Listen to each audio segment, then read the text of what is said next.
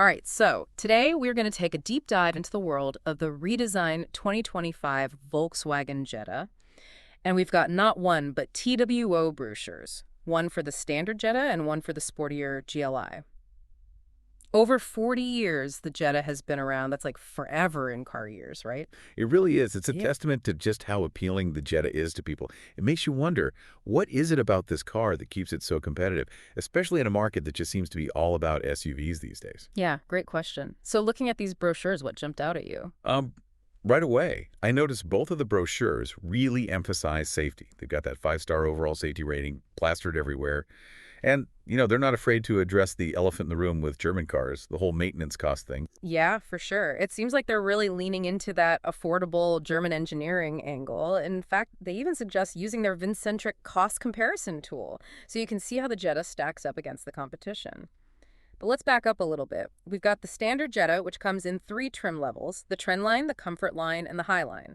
And then, of course, there's the performance-oriented GLI, which only comes in the Autobahn trim. And I really appreciate how they've laid it all out in the brochure. The chart showing how features are added as you go up in those trim levels for the standard Jetta, super helpful. Yeah, totally. Like a roadmap to Jetta ownership. So starting with the base trend line, you get the 8-inch digital cockpit, LED headlights, heated front seats, basically all the essentials you'd want, plus all those important safety features like front assist and side assist. Yeah, and even at that entry level, you don't lose out on all the connectivity stuff. App Connect is standard. So Android Auto and Apple CarPlay are already there. A really solid foundation, especially given what Volkswagen's trying to do with the whole affordability thing. Right, exactly. And then you step up to the comfort line if you want a little more luxury. That's where you get things like a sunroof, wireless charging, keyless access with push button start, all the stuff to make your drive a little nicer. And adaptive cruise control with stop and go, which is great for commuting. Oh, totally. Oh, and don't forget, the Comfort line also has that optional sport package. Oh, yeah. Adds a little bit of visual flair. 18-inch black alloy wheels and those black exterior mirror housings. Oh, yeah. It's not just about looks either, right? Right. So the sport package also gives you a sportier interior, like ambient lighting, and even the driving profile selection feature, so you can really customize your driving experience. Yeah, it's a clever way to bridge the gap between the standard Jetta and the GLI. Yeah. For those drivers who want a little more attitude, but maybe not ready to fully commit to the performance model. For sure. Now, finally, at the top, we've got the Highline. This is where it gets really plush. Leather seats, ventilated front seats, a power-adjustable driver's seat with memory, basically all the bells and whistles. And they haven't skimped on the safety features either. It still has all the standard safety tech. But you also get travel assist, which combines adaptive cruise control and lane assist. So nice for those longer highway drives. Awesome. Okay, so let's switch gears a bit and talk about the GLI. This is for the people who want a little more oomph in their driver. Yeah. Oomph is a good word. So the GLI only comes in the Autobahn trim, but you can choose between a 6-speed manual or a 7-speed DSG automatic transmission. Always good to have options. And under the hood, you get a 2.0-liter TSI engine with 228 horsepower. That's a big jump from the standard Jetta's 158 horsepower. Yeah, and it's not just raw power either. It's got a sport suspension tuned for more dynamic handling, a front differential lock to help you put all that power down, and larger brakes with those red calipers for better stopping. It really looks the part, too. Yeah, you can tell just by looking at it. This thing means business. You've got that sporty GLI badging, a more aggressive front bumper, those dual exhaust tips. And you can take it even further with the optional black package. It blacks out the mirror housings and adds 18-inch black alloy wheels. Gives it a really mean look. Nice, nice. So we've got a good overview of the different trims and what they offer. I'm curious about those fuel efficiency numbers. They really stood out to me, especially for the standard Jetta. Yeah, so the standard Jetta gets a combined rating of 7.4 L100 kilometers, which is pretty impressive for a sedan of that size. It shows how far engine technology has come, balancing performance and efficiency. And remember, those are Canadian ratings, so if you're listening from somewhere else, your mileage may vary. Right, good point. The brochure actually tells you to go to the NRCan website for more specific fuel consumption info. We'll be sure to link that in the show notes. And the GLI, not surprisingly, has a slightly higher fuel consumption. It's got a more powerful engine, right? Yeah. So the manual transmission version gets 8.0 L L100 kilometers combined, and the DSG automatic is just a bit higher at 8.2 L 100 kilometers. Still quite respectable considering the performance you get. For sure. Okay, now let's talk tech for a minute. Both the Jetta and the GLI have some pretty impressive features. We already talked about App Connect. But What about that digital cockpit? Seems like a game Oh changer. yeah, the standard Jetta gets an 8-inch display, and the GLI and higher trim levels of the standard Jetta get a 10.25-inch digital cockpit Pro. Beautiful display, puts all your important info right in front of you. And you can customize it however you like. It really enhances the driving experience. Yeah, I can imagine. And then there's the MyVW app with CarNet connected services. Seems like it adds a whole other level of convenience and peace of mind. Yeah, it's almost like having a digital assistant for your car. You can remote start your engine, check vehicle health reports, and even get stolen vehicle recovery assistance, all from your phone. Nice. Okay, before we wrap up this part of our deep dive, I want to circle back to something we talked about earlier, safety. Both brochures really highlight that 5-star overall safety rating from the NHTSA. What makes the Jetta so safe? Well, it starts with a really strong structure, designed to absorb all that impact energy in a collision. But beyond that, both the Jetta and GLI come standard with a bunch of active safety features, like front assist with automatic emergency braking and pedestrian detection, and side assist, which is their blind spot monitoring system with rear traffic alert. You're pretty well covered. Yeah, sounds like it. And as you move up in those trim levels, you get even more advanced safety features. So the Highline and the GLI come standard with Travel Assist, which combines adaptive cruise control and lane assist to help you stay in your lane and maintain a safe following distance. And Light Assist, which automatically controls the high beams so you don't blind other drivers. Yeah, it's really clear that Volkswagen made safety a priority with the 2025 Jetta. I think that's something that a lot of buyers will appreciate, especially those with families. Right, for sure. Okay, so we've covered a lot of ground in this first part of our deep dive. We've gone through the different trim levels, the performance differences, the technology, and the safety features of the 2025 Jetta, but there's still so much more to talk about. Oh yeah, we've only just scratched the surface. In the next part of our deep dive, we'll take a closer look at the driving experience. We'll compare the Jetta to its rivals in the segment, and we'll see what real-world owners have to say about their experiences with this redesigned icon. Stay tuned. Welcome back to our deep dive on the 2025 Volkswagen Jetta. So we spent the first part getting to know all the basics of this redesigned sedan, all the trim levels, the tech, the safety features. I'm curious, what are your thoughts so far? Honestly, I'm pretty impressed with how Volkswagen's positioning the Jetta.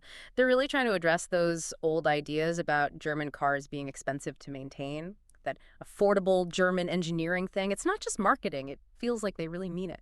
I agree. It's smart. It's actually the VIN-centric cost comparison tool, basically saying, hey, go ahead, do your research, see how the Jetta stacks up. It's just confidence. Like, they're not afraid to let people see the numbers. It feels like Volkswagen's making a statement with the Jetta. What kind of statement do you think they're trying to make? Well, in a market that's obsessed with SUVs, Volkswagen's doubling down on the sedan. It's like they're saying, hey, we're not giving up on this.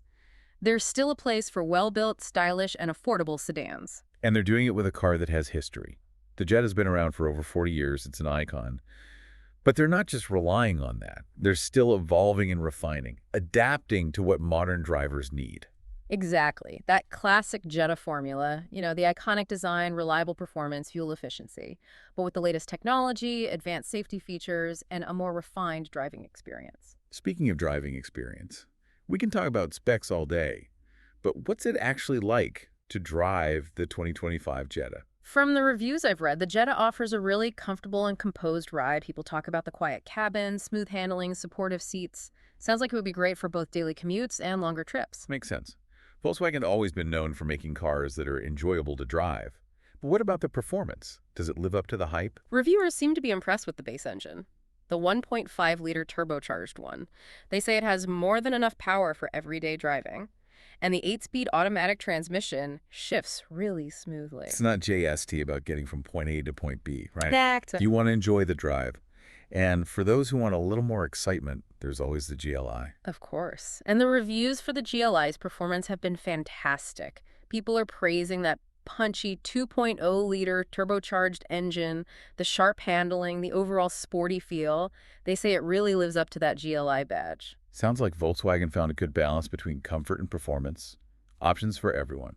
And we can't forget about the technology, all that positive feedback about the digital cockpits and the MyVW app. Yeah, for sure. Reviewers seem to love that digital cockpit. They say it's intuitive, responsive, well-designed, and the MyVW app with CarNet seems like a game changer for convenience. It really is. Remote start, vehicle health reports, stolen vehicle recovery assistance, your car's own virtual guardian angel. I like that.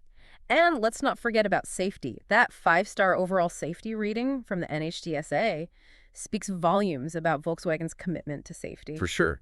And it's not just passive safety features either. The Jetta comes with a ton of active safety tech that can actually help prevent accidents. Right, like we talked about earlier, front assist with automatic emergency braking, pedestrian detection, side assist, a really comprehensive package even on the base model. And then you get even more as you go up the trim levels, things like travel assist and light assist.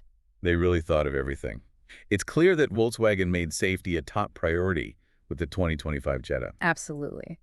So with all this talk about the Jetta's strengths, are there any areas where it falls short? Well, no car's perfect, right? Yeah. I have seen some reviews that mention the bass sound system, the four-speaker one in the standard Jetta. Some people say it's a little weak, not enough bass. Ah, I see. So if you're really into audio quality, you might want to consider a higher trim level. Good to And some reviewers have said that rear seat headroom might be tight for taller passengers. And the trunk space, while decent, isn't as big as some of its competitors. So some compromises depending on your needs. Yeah, exactly. But overall, the feedback on the 2025 Jetta seems overwhelmingly positive. Refined ride, peppy performance, user-friendly tech, comprehensive safety features, and, of course, that affordable German engineering. Sounds like the Jetta is living up to its legacy. A great blend of practicality, performance, technology, and value. It does. But is it the right car for you? That's the question we'll try to answer in the final part of our deep dive. We're going to look at what real-world owners have to say. Compare the Jetta to its rivals. See how it stacks up against the competition. Stay tuned.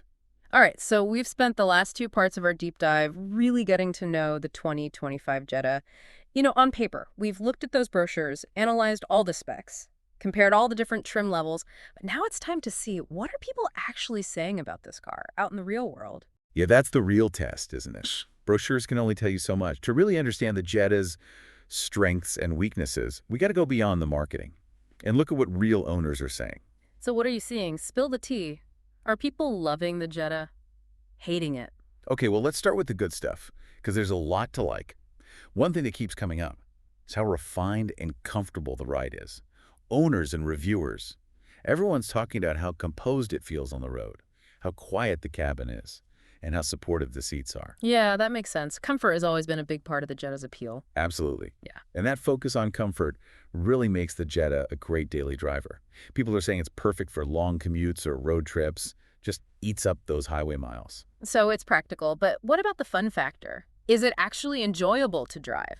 You know what's interesting? Even reviewers who aren't, like car people, are saying how peppy that standard 1.5-liter engine feels.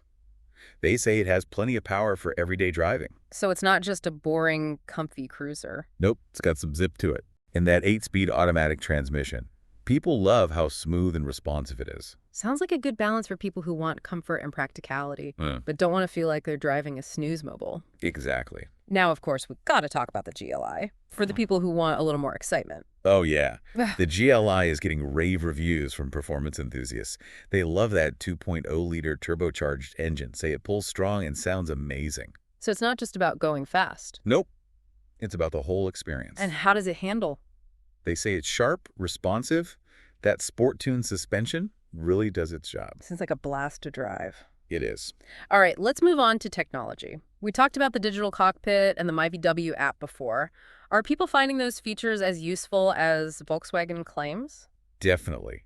People seem to really love the digital cockpit. They say it's easy to use, you can customize it to your liking, makes the whole driving experience feel more modern. And the MyVW app. Oh, people are really happy with that too, especially the remote start feature. So convenient. And those vehicle health reports are great for peace of mind. So far, so good. But no car is perfect. What are some of the criticisms you've seen? One thing that comes up a few times is the bass sound system in the standard Jetta, the four-speaker one. A few people have said it sounds a bit tinny, not enough bass. Yeah, a good sound system can make a big difference. Right. Anything else?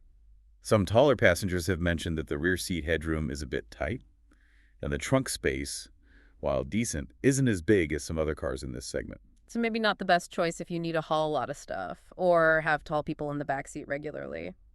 But all things considered, it sounds like the 2025 Jetta is a winner. It's building on its legacy, delivering on its promises, even exceeding expectations in some areas. I agree. And Volkswagen seems to have really addressed those concerns about the cost of German engineering. They're making a strong case for the Jetta as an affordable, practical, and fun car to own. Th- So as we wrap up this deep dive into the 2025 Volkswagen Jetta, the big question is this the right car for you? That's something only you can decide.